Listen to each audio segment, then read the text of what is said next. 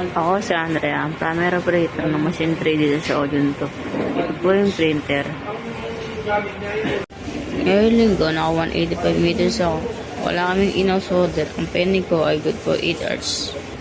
Sa consumables ko, nag-function ako ng 3 bottle ng ink white, isa sa black, isa sa media, at 3 sa powder. Nandito ang new supplies namin. Updated ang inventory report as of kahapon. Kulang kami ngayon sa powder dahil ang updated inventory dapat ay good for 7 days. Yung aking printer din.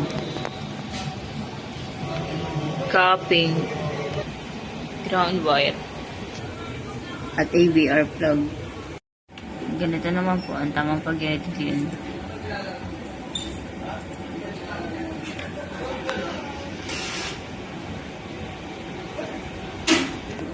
Asal gel.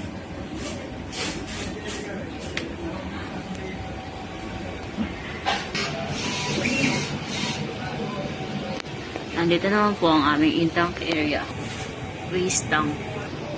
Nililinis ko yung printer every 5 meters kaya maayos ito. Yung IVR ay 300 volts.